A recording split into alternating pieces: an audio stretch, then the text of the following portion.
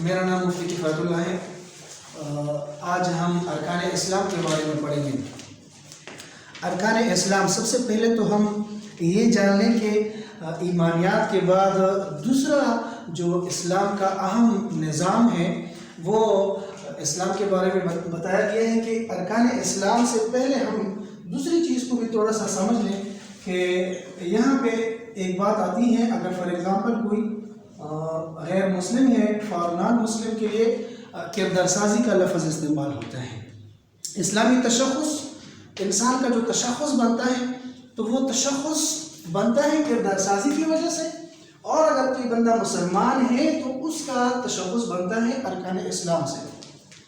اب ارکان اسلام میں آتے ہیں، سب سے پہلے تو ہم یہ بھی جان لیں کہ ارکان اسلام میں اللہ تعالیٰ کی طرف سے جب کوئی بندہ اسلام میں داخل ہوتا ہے تو سب سے پہلے کلمے کی ضرورت پڑتی ہے۔ کلمے کی ضرورت آ گئی تو کلمہ ہم پڑھ لیتے ہیں، تو اس کلمے کے ذریعے ہم انٹرنس حاصل کرتے ہیں یا داخل ہوتے ہیں ایمان میں، اسلام میں۔ تو اب یہ کلمہ ہم نے پڑھ لیا، اس کلمے کے ہمارے پاس پھر دو اجزاء آتے ہیں، دو حصے آتے ہیں۔ پہلا حصہ جو اس کا ہے وہ ہے عقیدہ توحید۔ پہلے حصے میں ہم پڑھ لیتے ہیں تو اس سے ہمیں ظاہر ہوتا ہے کہ وہ عقیدہ توحید کی طرف ہے، اور دوسرا جو ہے وہ عقیدہ رسالت ہے۔ عقیدہ توحید میں جو ہے ہمیں بتایا جاتا ہے کہ اللہ تعالیٰ کی وحدانیت کیا ہے، یا اللہ تعالیٰ کون ہے، کس طرح ہے، اس کا ذات کیا ہے، اس کا نسب کیا ہے۔ تو سب سے پہلے اشہد ان لا الہ الا اللہ وحدہ لا شریک لہ، میں گواہی دیتا ہوں اس بات کا کہ اللہ تعالیٰ ایک ہی ذات ہے، اس کا کوئی شریک نہیں، اس کے ساتھ کوئی دوسرا معبود نہیں، عبادت کا لائق صرف وہی اللہ تعالیٰ ذات ہے۔ ہم اپنی کنسیپٹ میں، ہم اپنے نظریے میں، ہم اپنے عقیدے میں یہ بات لاتے ہیں کہ اللہ تعالیٰ کے ساتھ کوئی دوسرا معبود نہیں، دوسرا شریک نہیں، لیکن یہ تصور، یہ عقیدہ دوسرے مذاہب میں بھی ہے، چاہے وہ مسلمان ہی نہ ہو، نان مسلم کے لیے بھی یہی عقیدہ تو ہے، لیکن وہ عقیدے کے ساتھ توحید نہیں ہے، عقیدے کے ساتھ توحید نہیں ہے۔ نان مسلم کا بھی ایک نظریہ ہے، نان مسلم کا بھی ایک عقیدہ ہے کہ اللہ تعالیٰ ہے تو، لیکن اس کے ساتھ کوئی شریک مانتا ہے، کوئی دین مانتے ہیں، کوئی اللہ تعالیٰ کے ساتھ بتوں کو مانتے ہیں۔ تو یہ عقیدہ ہر مذہب میں ہے، اور ہر مذہب کے لحاظ سے عقیدے کا ایک تصور ہے۔ ہم آتے ہیں عقیدہ رسالت، بہت کم مذاہب میں ہے، جس کا اسلام میں وَأَشْهَدُ أَنَّ مُحَمَّدًا عَبْدُهُ وَرَسُولُهُ، تو یہ عقیدہ رسالت بہت کم مذاہب میں ہمیں ملتا ہے۔ ہاں، عیسائیت، یہودیت اور اسی طرح اسلام نے ان تین مذاہب، جو تین مذاہب ہیں، ان تینوں مذاہب کو سامی مذاہب بھی کہتے ہیں۔ تو ان سامی مذاہب میں صرف عقیدہ رسالت کا تصور ہے، الگ الگ پیغمبروں کو مانتے ہیں، جس طرح کہ یہودیت جو ہے وہ یا تو موسیٰ علیہ السلام کو یا داؤد علیہ السلام کو مانتے ہیں، اور مسیحیت جو ہے وہ حضرت عیسیٰ علیہ السلام کو مانتے ہیں، اور مسلمان حضرت محمد صلی اللہ علیہ وسلم کو۔ تو یہ عقیدہ توحید اور عقیدہ رسالت کو جمع کر کے انسان جو ہے پھر ایمان کے دائرے میں داخل ہوتا ہے۔ ایمان کے زمرے میں انسان تب آتا ہے جب عقیدہ توحید اور عقیدہ رسالت دونوں کو ایکسیپٹ کر لے، دونوں کو مان لے، اور عقیدہ توحید میں بھی یہ اقرار کر لے کہ اللہ تعالیٰ کے سوا کوئی معبود نہیں، اللہ تعالیٰ کے سوا کوئی دوسرا عبادت کا لائق نہیں، اور عقیدہ رسالت بھی اسی طرح ہے۔ عقیدہ رسالت میں بھی بندہ یہ اقرار کر لے کہ محمد رسول اللہ صلی اللہ علیہ وسلم جو ہے اس کے سوا ایسا کوئی دوسرا شخص نہیں جس کو اللہ تعالیٰ نے آخری پیغمبر بنا کر بھیجا ہو، یا یہ پیغمبر حضرت محمد صلی اللہ علیہ وسلم آخری امت کے لیے عقیدہ ختم نبوت کے ذریعے ہمیں نبوت کا پیغام لے کر آیا ہوا ہے۔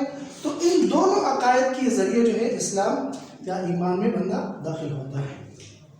سب سے پہلا تو یہ کلمے کی طرف، ارکان اسلام میں سب سے پہلا رکن جو ہے وہ کلمہ ہے۔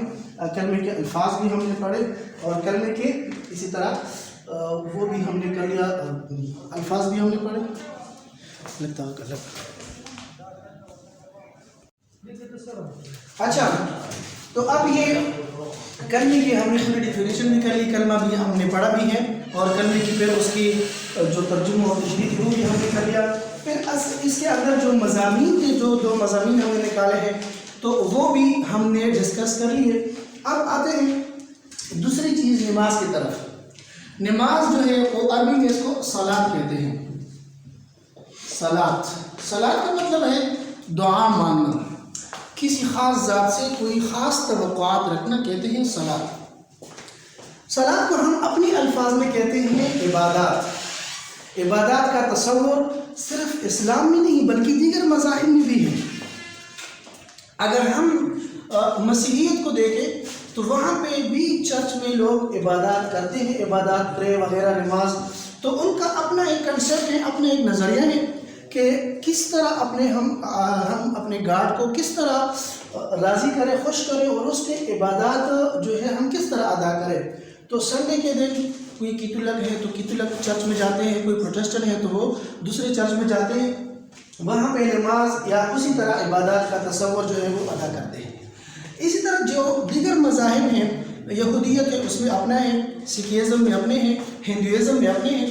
تو یہ ہندوازم جو ہے اس میں ہم اگر دیکھیں تو وہاں پہ پوجا پاٹ ہوتا ہے، بھگوان کے لیے پوجا پاٹ، تو وہ بھی عبادات کا ایک تصور ہے۔ تو صرف اسلام میں عبادات کا تصور نہیں بلکہ ہر مذہب میں ہے۔ اگر ہم دیکھیں تو بدھیزم جو ہے، بدھیزم سری لنکا اور چائنیز، اسی طرح ہندوستان، بنگلہ دیش، ان میں ایک مذہب چلا جاتے ہیں، وہاں پہ بدھیزم ہے جس میں عبادات کا تصور تو ہے لیکن وہ عبادات یوگا کی شکل میں ہوتا ہے، جس طرح وہ ہوتے ہیں نا بڑے بڑے، تو لوگ یوگا کی شکل میں عبادات جو ہے پرے کرتے ہیں۔ تو ہر مذہب میں ایک تصور ہے، ایک کنسیپٹ ہے۔ اب یہ نماز جو ہے، نماز صرف اس کے وہ نہیں ہے کہ نماز پڑھنا کس طرح ہے یا نماز پڑھنے کے ساتھ انسان کس طرح وہ ہوتا ہے، لیکن نماز جو ہے وہ اس کی ادائیگی کس انداز سے ہو، نماز کی جو شرائط ہیں، نماز کے جو ارکان ہیں، تو وہ بھی ہم ڈسکس کر لیتے ہیں۔ اب فار ایگزامپل نماز ہے ہمارے پاس، تو نماز میں ہم نے دو چیزوں کا خیال رکھنا ہے، ایک ہے اس کے شرائط اور دوسری ہے اس کے ارکان۔ شرائط وہ نماز میں وہ چیزیں ہوتی ہیں جو ایکسٹرنل ہوتی ہیں، جو انسان کے وہی اعمال یا وہی کردار جو عبادات کے وقت یا نماز کے وقت ضروری، وہ چیزیں جو باہر کی طرف ہو، باہر ہو، ضروری ہوتی ہیں، لیکن وہ چیزیں اس فعل کے ساتھ، اس عمل کے ساتھ اس کا کوئی خاص کنیکشن نہیں ہوتا، ڈائریکٹلی کنیکشن جسے کہتے ہیں۔ تو ڈائریکٹلی کنیکشن نہیں ہے بلکہ وہ چیز اس کے لیے امپورٹنٹ ہے، ضروری ہے، اس کے بنا وہ چیز ہو نہیں سکتی۔ تو یہ شرائط نماز جو ہے وہ الگ ہے، پھر ارکان نماز ہے۔ شرائط نماز کو یا ارکان نماز کو ہم دونوں کے مجموعے کو ہم کہتے ہیں فرائض نماز۔ کیا؟ فرائض نماز۔ تو دونوں کے مجموعے کو ہم پھر فرائض نماز کی وہ دیتے ہیں، ٹرمینالوجی دے دیتے ہیں۔ تو یہ نماز جو ہے انسان کی اہم ترین عبادت جو ہے وہ تصور کی جاتی ہے، بالخصوص مسلمانوں کا یہ عبادت جو ہے مسلمانیت پہ یا اسلام میں سب سے اہم پلر جو ہے وہ بتایا جاتا ہے۔ ارکان اسلام میں سب سے بنیادی ستون وہ نماز ہی ہے، جس طرح کہ رسول اللہ صلی اللہ علیہ وسلم نے فرمایا ہے کہ الصلاۃ عماد الدین، نماز دین کا ستون ہے، یا دوسری جگہ فرمایا ہے کہ نماز میری آنکھوں کی ٹھنڈک ہے، یا اسی طرح اس نے فرمایا ہے کہ نماز ہی کے ذریعے کفر اور اسلام کے درمیان فرق کی جاتی ہے۔ تو یہ تاکید جو نماز کے بارے میں کی جاتی ہے، وجہ یہی ہے کہ ہم کس انداز سے نماز ادا کرتے ہیں، کس انداز سے ہمیں نماز ادا کرنا چاہیے۔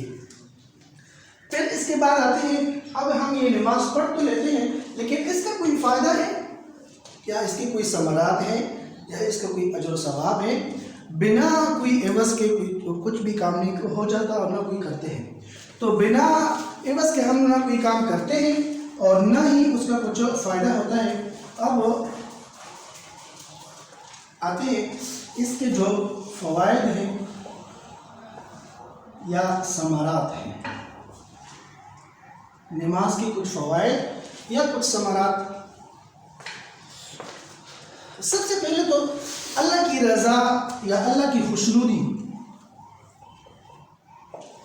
اللہ کی رضا یا اللہ کی خوشنودی یا اللہ کی خوشی نماز ہی میں ہے، اور بہترین عبادت جو ہے وہ اللہ تعالیٰ کے لیے، یا بہترین چیز جو اللہ تعالیٰ کو محبوب ہے اور پسند ہے وہ نماز ہے۔ تو نماز کا فائدہ کیا ہوگا؟ نماز کا فائدہ یہ ہوگا کہ وہ اللہ تعالیٰ کی رضا اور اللہ تعالیٰ کی خوشنودی آپ کو حاصل کرے گا۔ دوسرا چیز جو ہے وہ وقت کی پابندی۔ انسان کو ایک ٹائم ٹیبل کے تحت لاتا ہے کہ کس طرح آپ نے یہ دنیاوی کام جو ہے کس کس انداز سے کرنے ہیں، ایک سلیبس بنانا ہے، ایک ٹائم ٹیبل بنانا ہے۔ جس طرح کہ ہم پانچوں نماز پڑھتے ہیں تو یہ 5 اوقات ہو گئے، تو الگ الگ وقت کا اپنا اپنا نماز ہے۔ تو اسی طرح دنیاوی کام بھی ہے، تو دنیاوی کاموں میں ہم نے سب کو ایک جگہ پہ سب کو ایک ٹائم پہ نہیں کرنا، بلکہ ٹائم ٹو ٹائم وقتاً فوقتاً ہم نے کرنا ہوتا ہے۔ اس لیے وقت کی پابندی کا جو اہم حصہ ہے وہ بھی ہمیں دکھاتا ہے۔ قرب الہی تو بتا دیا، پھر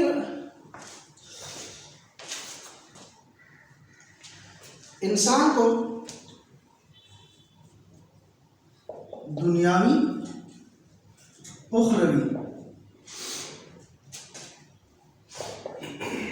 نجات دلاتا ہے۔ آپ دیکھیں انسان ہمیشہ اسی کے بارے میں سوچتے ہیں، اگر وہ ملازمت اختیار کرتا ہے، اگر وہ کچھ کام کرتا ہے، اگر وہ کوئی نوکری کرتا ہے، تو اس کا سوچ یہ ہوتا ہے کہ کس طرح میں اپنے گھرانے کو خوش رکھ سکوں، کس طرح میں اپنے والدین کو، کس طرح میں اپنے بچوں کو خوش کر سکوں، خوش رکھ سکوں۔ تو اسی طرح نماز میں دنیاوی اور اخروی نجات ہے، دنیاوی اور اخروی نجات کا ذریعہ بھی ہے نماز۔ تو نماز پڑھنے سے انسان کو دنیا میں بھی ایک سکون ملتا ہے اور آخرت میں بھی، اور اسی طرح اس کے اور بھی بہت سارے فوائد اور ثمرات ہیں، جس طرح کہ بتایا گیا ہے کہ جو بندہ نماز پڑھ لیتا ہے تو اس کے چہرے کی نورانیت آ جاتی ہے۔ جو کوئی بندہ نماز پڑھ لیتا ہے تو اس کا جسم تندرست ہوتا ہے، صحت مند ہوتا ہے، اور جو کوئی نماز پڑھ لیتا ہے تو وہ جسمانی فوائد کے ساتھ ساتھ اس کے روحانی فوائد بھی ہوتے ہیں، اس کو ایک سکون ملتی ہے، اس کو ایک خوشی ملتی ہے۔ تو یہ لوگ جو نماز کے عادی ہوتے ہیں تو ان کو اللہ تعالیٰ کی طرف سے ایک سکون اور ایک خوشی مل جاتی ہے۔ لیکن یہ نماز پہ نجات ملنا، نماز پہ اللہ تعالیٰ کی رضا ملنا، اللہ تعالیٰ کی خوشنودی ملنا، یہ ایک خاص ٹرمینالوجی کے تحت ہوتا ہے، اور ہم اس کو نام دے رہے ہیں بیروح نماز۔ اگر یہ نماز بیروح ہے، اگر یہ نماز بے جان ہے، تو یہ کچھ فائدہ دینے والا ہے، جس طرح کہ آج کل کی نمازیں ہیں۔ تو بیروح نماز میں یا بیروح کون سے نمازیں ہیں، کون سا ایسا نماز ہے جو بیروح ہو، جس میں کوئی جان نہ ہو، جس میں کوئی روح نہ ہو؟ وہ کون سی نمازیں ہوتی ہیں؟ جس طرح کہ میں نے پہلے بتا دیا کہ وہ نمازیں جس میں شرائط کا خیال نہ رکھا گیا ہو، وہ نمازیں جس میں ارکان کا کوئی خیال نہ رکھا گیا ہو، یا وہ نمازیں جو صرف دکھاوے کے لیے ہو، یا وہ نمازیں جو انسان بغیر خشوع اور خضوع کے پڑھتا ہو،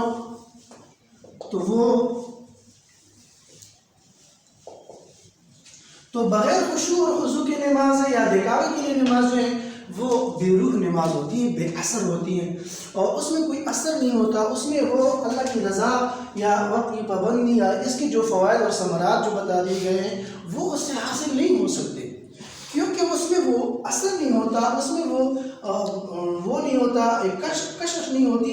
تو یہ بیروح اور بے جان نمازیں جو ہیں دکھاوے کے لیے خشوع اور خضوع سے خالی جو ہوتے ہیں وہ نمازیں، یا کوئی بندہ نماز تو پڑھ رہا ہے لیکن اس نماز میں وقت کی پابندی نہیں ہے یا بے وقت ہے،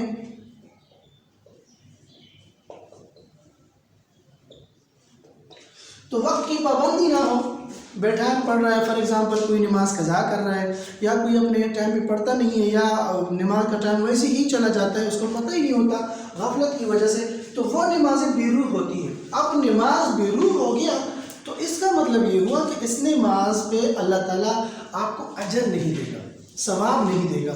ہاں، ایک ہوتا ہے انسان کا یہ گلہ چھوڑنا، مطلب انسان کا جو ذمہ ہے وہ ذمہ اس کا بری ہونا کہ نماز کے بارے میں اللہ تعالیٰ پوچھے گا، تو آپ یہ پھر جواب اس میں دے سکتے ہیں کہ ہاں میں نے نماز تو پڑھا تو ہے، لیکن اس میں ثواب جو ہے وہ آپ کو نہیں ملا، اسی وجہ سے کہ آپ کا نماز بے روح تھا، بے جان تھا، اس کو کوئی وہ نہیں تھی۔ اب یہ تو نماز کے بارے میں ہم پڑھ چکے ہیں۔ اسلام کا دوسرا رکن، اسلام کا دوسرا اہم حصہ جو ہم نے پڑھا ہے نماز۔ اب آتے ہیں اسلام کے تیسرے اہم پلر کی طرف ہے۔ اسلام کا اہم تیسرا پلر وہ جو ہے وہ روزہ ہے۔ روزے کو عربی میں صوم کہتے ہیں۔ صوم کہتے ہیں رکنا، کسی چیز سے اپنے آپ کو رکوا لینا، اس کو صوم کہتے ہیں عربی میں۔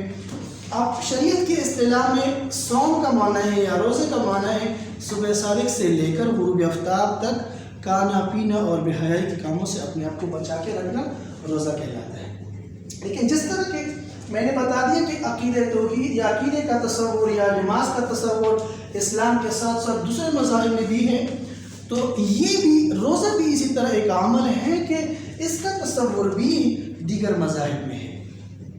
اگر ہم مسیحیت کو صحیح طریقے سے اسٹڈی کر لیں تو وہاں بھی روزہ ہے، اگر ہم یہودیت کو اسٹڈی کر لیں تو وہاں بھی روزہ ہے، اگر ہم ہندوازم کو اسٹڈی کر لیں تو وہاں بھی روزے کا تصور ہے لیکن نام چینج ہے، اور اگر ہم بدھزم کو اسٹڈی کر لیں تو وہاں بھی روزے کا تصور تو ہے لیکن نیم چینج ہے۔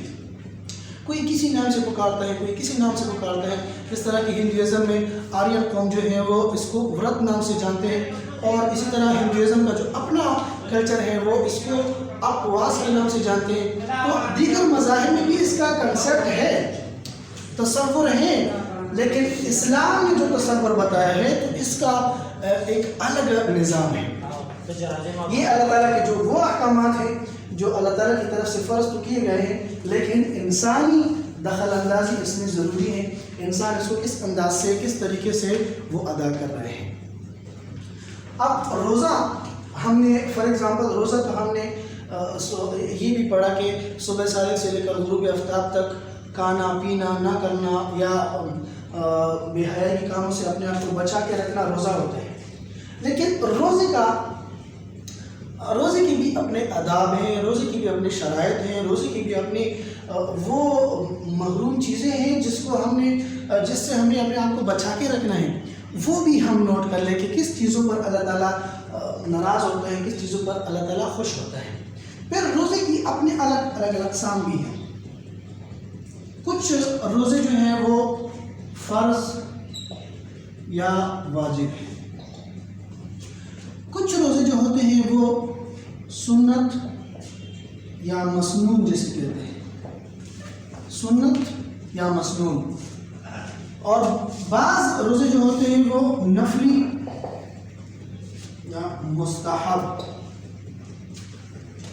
نفلی روزے جو ہوتے ہیں، بعض روزے ایسے ہوتے ہیں کہ وہ مسنون ہیں یا نفلی ہیں یا فرض ہے، تو اس کے الگ الگ دن مقرر کیے گئے، الگ الگ جگہ مقرر کیے ہیں۔ تو وہ بھی آپ ذہن میں لائیں کہ اسلام سے پہلے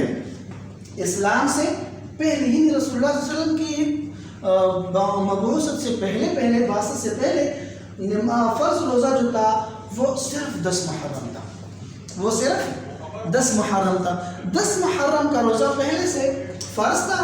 اب اللہ تعالیٰ نے فرمایا یا ایھا الذین آمنوا کتب علیکم الصیام کما کتب علی الذین من قبلکم، اے ایمان والو میں نے تم لوگوں پر بھی روزہ فرض کیا ہے جس طرح کہ میں نے پچھلے امتوں پر فرض کیا۔ تو پچھلے امتوں میں کون سا روزہ فرض تھا؟ 10 محرم کا۔ تو 10 محرم کا روزہ پہلے فرض تھا۔ ابھی اللہ تعالیٰ نے جو فرض روزے رکھے ہیں وہ رمضان المبارک کے ہیں۔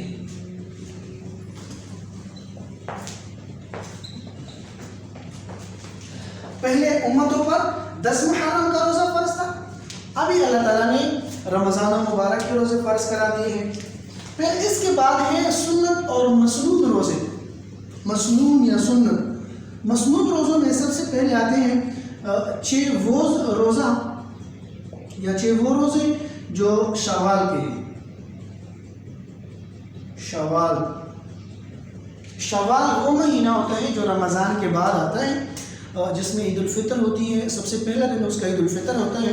پھر عید الفطر کے دن سے لے کر شوال کے آخری دن تک، یعنی اس پورے مہینے میں کسی بھی دن آپ 6 روزے جو ہیں پورے کر لیں تو وہ شوال کے 6 روزے ہو گئے۔ رسول اللہ صلی اللہ علیہ وسلم کا فرمان ہے کہ جس نے رمضان المبارک کے روزے رکھ لیے اور پھر اس نے اس کے بعد 6 روزے شوال کے رکھے تو ایسا سمجھو کہ اس نے پوری عمر جو ہے وہ روزے رکھے ہوئے ہیں۔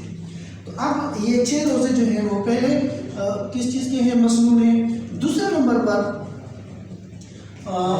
وہ روزے جو ایام 20 کے ہیں،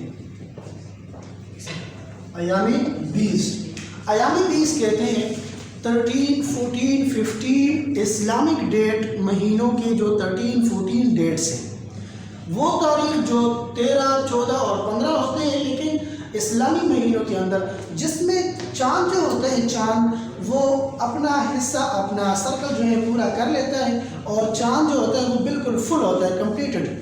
تو 13, 14 اور 15 کو، جس کو ہم اکثر 14ویں چاند، 13ویں چاند اور 15ویں چاند کو بھی اس سے موصول کرتے ہیں۔ تو ایام 20 کے روزے جو ہیں وہ بھی کیا ہے؟ وہ بھی مسنون ہے، مستحب ہے، مسنون ہے، سنت ہے۔ یہ وہ ہے۔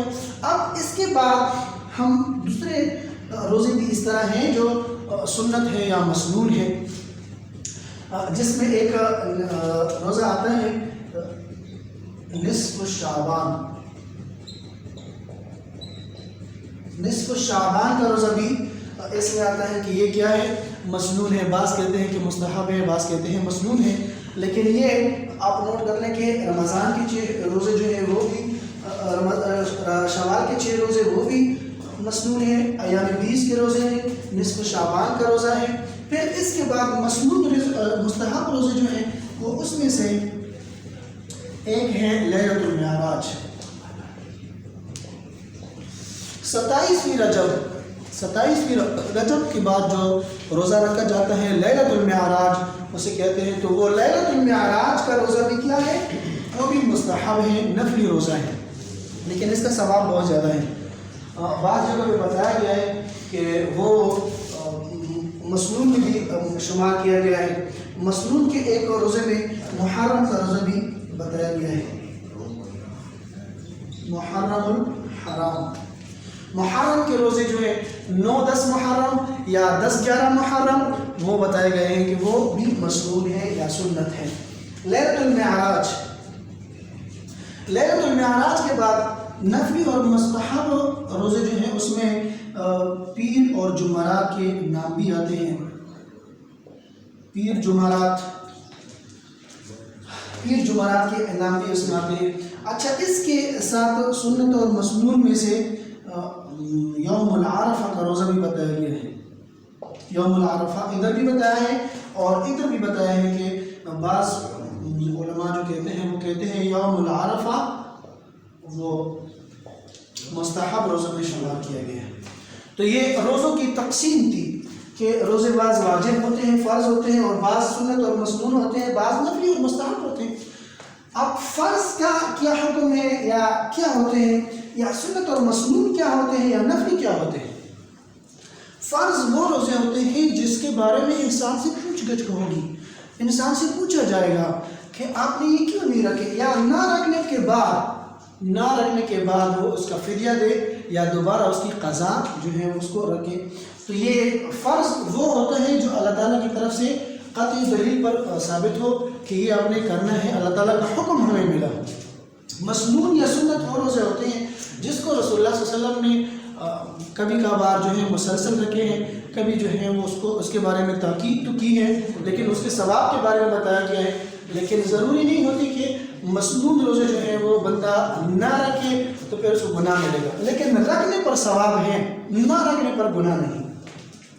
اسی طرح نفلی اور مستحب جو ہے اس میں انسان کو اختیار ہے، اگر رکھے تو ثواب ہے، نہ رکھے تو کوئی گناہ بھی نہیں ہے، اور نہ رکھنے اور نہ رکھنے دونوں میں وہ برابری ہوتی ہے، لیکن رکھنے میں ثواب زیادہ ہوتا ہے۔ اور بعض روزے جو ہوتے ہیں وہ ممنوع یا حرام ہوتے ہیں، ممنوع یا حرام وہ روزے جو عیدین کے دن رکھے جائیں، عیدین کے دن رکھنے والے روزے جو ہیں وہ ممنوع ہیں یا حرام بتائے گئے ہیں۔ تو یہ روزوں کی تقسیم تھی۔ پھر اب جس طرح کہ نماز میں بتایا گیا ہے کہ نماز کبھی کبھار بے جان ہوتی ہے، بے روح ہوتی ہے، اسی طرح روزے بھی ہیں، روزے بھی بے جان اور بے روح ہو سکتے ہیں، روزے بھی بے جان اور بے روح ہو سکتے ہیں، اس کے بارے میں بھی بتا رہے ہیں۔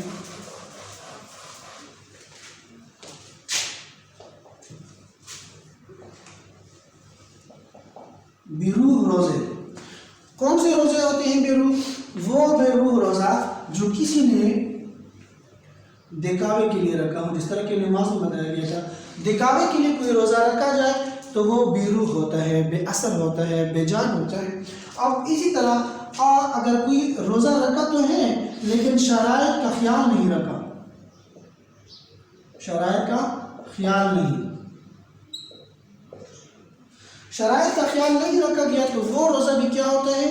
بے روح، بے اثر، بے جان ہوتا ہے۔ تو اسی طرح کوئی بندہ جو ہے وہ روزہ تو رکھ رہا ہے لیکن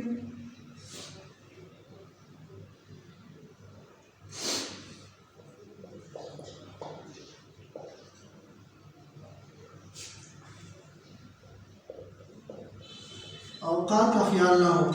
فار ایگزامپل عید الفطر کا دن ہے تو عید الفطر کے دن اس نے روزہ رکھا، یا عید الاضحیٰ کے دن روزہ رکھا ہے، یا جس طرح کے مشکوک ایام ہوتے ہیں تو مشکوک ایام میں اس نے روزہ رکھا ہے، تو یہ روزہ جو ہے انسان تباہ کر دیتا ہے، انسان ختم کر دیتا ہے، یا انسان کے اعمال کو ضائع کرتا ہے۔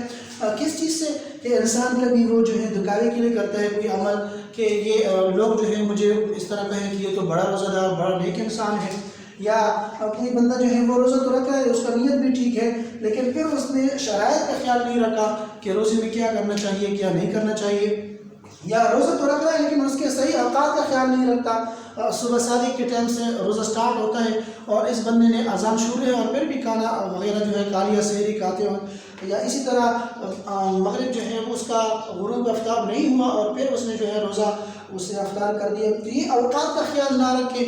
اور اسی طرح بیرو روزے وہ بھی ہوتے ہیں جس میں صرف انسان بھوکا اور پیاسا تو ہے لیکن اس کے ساتھ کوئی نیک اعمال بھی نہیں کر رہا، نماز نہیں پڑھ رہا، یا کوئی دوسرے اعمال جو اعمال صالحہ ہیں وہ بھی نہیں پڑھ رہا، تو اس کے ساتھ وہ روزے بے روح ہوتے ہیں، بے جان ہوتے ہیں، بے اثر، اس کا کوئی فائدہ نہیں ہوتا، ثواب اس پہ نہیں ملتا۔ اب آتے ہیں روزے کے ساتھ ایک خاص تعلق دوسری چیز کا ہے جسے ہم بتا رہے ہیں، روزے کا ایک گہرا تعلق ہے، کس چیز کے ساتھ؟ قرآن کے ساتھ۔ روزے کا ایک گہرا تعلق ہے قرآن کے ساتھ، اس کو ہم اپنی الفاظ میں یہ بھی کہہ سکتے ہیں کہ رمضان اور قرآن، رمضان اور قرآن، اس کا تعلق اس طرح ہے کہ اللہ تعالیٰ خود فرما رہے ہیں شہر رمضان الذی انزل فیہ القرآن، رمضان کا مہینہ وہ مہینہ ہے جس میں میں نے قرآن مجید نازل فرمایا ہے۔ اب دیکھیں اللہ تعالیٰ نے قرآن مجید کا نزول رمضان کے مہینے میں کی ہے تو اس کے ساتھ ایک الگ سا تعلق قائم ہوگا یا الگ سا تعلق اس میں مطلب رہ جاتا ہے۔ وہ تعلق کیا ہے کہ انسان کی عام معمول کے مطابق روزے میں قرآن مجید کے تلاوت جو ہے وہ زیادہ ہوتے ہیں، یا قرآن مجید کو ہم اگر غور سے دیکھیں تو عام دنوں میں یا عام حالت میں لوگ اتنی زیادہ تلاوت کی طرف توجہ نہیں دیتے جتنی زیادہ کہ رمضان میں دیتے ہیں، یا ایک خاص معمول بنایا جاتا ہے کہ اکثر لوگ تراویح میں قرآن مجید پڑھا کرتے ہیں یا پڑھتے ہیں یا سنتے ہیں، تو ایک خاص تعلق ہوتا ہے قرآن مجید کا اور رمضان کا۔ اب یہ تعلق قرآن مجید اور رمضان کے بارے میں ہے۔ دوسرا تعلق اگر ہم صحیح غور سے دیکھیں اپنے آزادی کے بارے میں تو ایک خاص تعلق ہے رمضان کے ساتھ پاکستان کا بھی، رمضان اور پاکستان، خاص تعلق رمضان کا بھی ایک تعلق رہا ہے پاکستان کے ساتھ۔ کس طرح؟ اللہ تعالیٰ نے 27 رمضان کو پاکستان کو ایک عظیم اور اچھی سی الگ سی مملکت دے دی، الگ سا نظام قائم کیا جس میں مسلمانوں کی صرف الگ سی ریاست جو ہے وہ بنا دی گئی، تو رمضان اور پاکستان کا بھی ایک خاص تعلق ہے۔ اب دیکھیں رمضان میں جتنے زیادہ عبادات یا جتنے زیادہ وہ لوگ جو ہیں زیادہ رمضان میں عبادات کی طرف توجہ دیتے ہیں وہ عموماً پاکستان کے لوگ ہیں جو رمضان میں قرآن مجید کی تلاوتوں پر، اعتکاف میں، تلاوتوں میں یا قرآن مجید کے ختموں میں مصروف رہتے ہیں۔ وہ رمضان کے ایک خاص طور پر پاکستان کے ساتھ تو پاکستانی لوگ بھی رمضان کی آمد پر خوش ہوتے ہیں۔ رمضان جو ہے ان کی نظروں میں ایک الگ سا وہ ہوتا ہے، معمول بنا دیتے ہیں۔ تو رمضان کا ایک خاص تعلق پاکستان کے ساتھ بھی ہے۔ اب اگر ہم نے وہ کر لیا تو یہ ان سب کا ہم صحیح طریقے سے اسٹڈی کر لیں تو روزہ جو ہے وہ اس کا کچھ فائدہ ہے یا اس کا کچھ اثر ہے دنیا پر یا ماحول پر یا انوائرمنٹ پر، کس طرح اثر ہے تو ہم دیکھیں تو روزے کا ایک الگ اثر ہے۔ روزے کا اثر، روزے کا فائدہ کیا ہوگا یا روزے کے ثمرات کیا ہوں گے؟ جس طرح کہ ہم اپنے ماحول جو ہے اس میں ہم دیکھتے ہیں بعض لوگ غریب ہیں، بعض لوگ مالدار ہیں، بعض لوگ گزار حال ہیں، تو جو مالدار لوگ ہیں ان کے سامنے بھی ایک ایسی حالت لائی جائے کہ ان کو اندازہ ہو جائے کہ باہر ماحول میں ہمارے ساتھ غریب بھی رہ رہے ہیں، ہمارے ساتھ کمزور طبقہ بھی رہ رہے ہیں، ہمارے ساتھ ایسے لوگ بھی ہیں جو اس کا رزق کا بندوبست کمزور ہے یا جو اس کے جو نظام ہے یا اس کی ضروریات جو ہیں وہ پورے نہیں ہو رہے ہیں۔ تو رمضان جو ہے وہ ہمیں یہ اطلاع بھی دے رہے ہیں۔ رمضان کا بہت بڑا اثر یا بڑے فائدے میں یہ بھی ہم شامل کر سکتے ہیں کہ لوگوں کے ساتھ ہمدردانہ رویہ، لوگوں کے ساتھ ایک ہمدردانہ تعلق، لوگوں کے ساتھ ایک خاص تعلق بنایا جاتا ہے کہ ان غریبوں کا کس طرح مدد کی جائے یا ان غریبوں کا کس طرح خیال رکھا جائے۔ تو رمضان ہمیں یہ بھی ایک الگ سا یا روزہ ہمیں یہ الگ سا سوچ دے دیتا ہے، الگ سا تصور دے دیتا ہے کہ آپ نے غریبوں کے بارے میں بھی سوچنا ہے، اپنے ساتھ ساتھ دوسرے لوگوں کے بارے میں بھی سوچنا ہے، پڑوسوں میں یا دیگر جو عوام آپ دیکھ رہے ہیں تو ان میں سے آپ نے جان کر دیکھنا ہے کہ کون غریب ہیں، کون کمزور ہیں، ان کے ساتھ ہم کس طرح مدد کریں، ہم کس طرح ہیلپ کریں ان لوگوں کا۔ تو ایک خاص اثر اس کا نظر آتا ہے۔ دوسرا اثر جو ہے رمضان کا جو ہمیں نظر آتا ہے وہ ہے ضبط نفس۔ ضبط نفس، اب دیکھیں ہمارا جو اپنا سسٹم ہے انانیت جسے ہم کہتے ہیں، تو ہر بندے میں انانیت جو ہے وہ دن بہ دن بڑھتی جا رہی ہے۔ تو روزے کا ایک خاص اثر یہ ہے کہ وہ انانیت کو ختم کر دیتا ہے۔ روزے کا ایک خاص اثر یہ ہے کہ وہ انانیت کو ختم کرتا ہے بلکہ ضبط نفس لاتا ہے۔ انسان کس طرح اپنے نفس پر قابو پا لے، تو نفس پر قابو پا لینا، اپنے آپ کو نفس کے قدموں میں نہ رکھنا، تو اسے جو ہے روزہ جو ہے کمزور بنا دیتا ہے یا روزہ جو ہے وہ نفس پر قابو پا لیتا ہے۔ اب اگر ہم نفس کو دیکھیں تو نفس کی 3 ٹرمینالوجی جو ہے وہ ہمیں بتائے جا رہے ہیں۔ قرآن مجید نے جو ہمیں بتائے ہیں وہ 3 ہیں۔ قرآن مجید نے جو ہمیں نفس بتایا کہ نفس کس طرح، پہلے تو ہم نفس کے بارے میں بھی پڑھیں کہ نفس ہوتا کیا ہے۔ نفس ایک پاور ہے انسان کے اندر، نفس ایک پاور ہے انسان کے اندر جو انسان کو مجبور بنا دیتا ہے کوئی بھی کام کرنے پر، چاہے وہ اچھا کام ہو چاہے وہ برا کام ہو، تو یہ نفس ہے۔ اب قرآن مجید نے ایک بتایا ہے نفس امارہ، دوسرا بتایا ہے نفس لوامہ، اور تیسرا بتایا ہے نفس مطمئنہ۔ اب اس کو انگلش میں کہتے ہیں ایڈ، اس کو کہتے ہیں ایگو، اس کو کہتے ہیں سپر ایگو۔ تو یہ اب اگر ہم صحیح طریقے سے اسٹڈی کر لیں، نفس امارہ ہر وہ چیز ہوتا ہے جو انسان کو برائی کی طرف لے کے جا رہے ہیں، برائی کی طرف لے کے جا رہے ہیں۔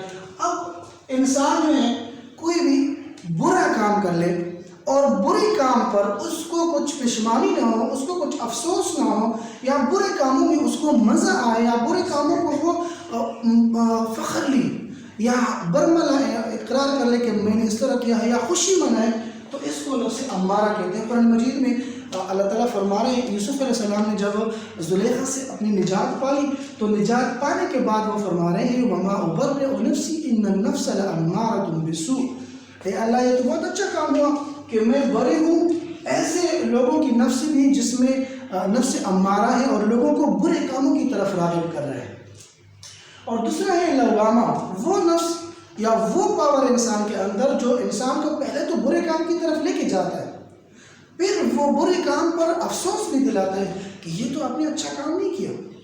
تو نفس لوامہ انسان کو پیشمانی کی طرف لے کے جا رہے ہیں اور پھر بتا رہے ہیں کہ یہ کام آپ نے اچھا نہیں کیا، اور پھر اس کو مطلب یہ انسان کے اندر جو وہ ہوتی ہے نا اسکیل ہوتی ہے کہ آپ کسی بھی غریب کے ساتھ کسی بھی کمزور بندے کے ساتھ زیادتی کر لیں اور زیادتی کرنے کے بعد آپ کو افسوس ہو جائے کہ یہ تو میں نے اچھا کام نہیں کیا، پھر جا کے اس سے معافی مانگ لیں، پھر جا کے اس کے ساتھ حمدللہ سلوک اختیار کر لیں۔ قرآن مجید کے بھی اسی طرح الفاظ بتائے ہیں لا اقسم بیوم القیامہ ولا اقسم بالنفس اللوامہ، تو قرآن مجید میں بھی اس کی وضاحت کی ہے۔ تیسری چیز جو ہے وہ نفس مطمئنہ ہے، نفس مطمئنہ وہ نفس جو انسان کو اچھائی کی طرف لے کے جا رہے ہیں اور پھر اچھائی پر اس کو خوشی ملتی ہے، کوئی غریب کے ساتھ کسی کمزور کے ساتھ وہ مدد کرے ہیلپ کرے تو اس کو ایک خوشی ملتی ہے، تو اس خوشی کا نام ہے نفس مطمئنہ۔ تو انسان کو روزے کی وجہ سے نفس مطمئنہ مل جاتا ہے، جس طرح کہ بتایا گیا ہے نفس ضبط نفس، تو یہ ضبط نفس وہ نفس ملتا ہے یا وہ خوشی ملتی ہے جو بتایا گیا ہے نفس مطمئنہ۔ تو یہ روزے کی جو فوائد بتائے گئے ہیں، روزے کی جو ثمرات بتائے گئے ہیں وہ یہ ہیں۔ اس کے ساتھ ہم اپنا کلاس جو ہے ابھی ختم کر رہے ہیں، نیکسٹ کلاس میں انشاءاللہ پھر ملاقات ہوگی۔ اللہ حافظ۔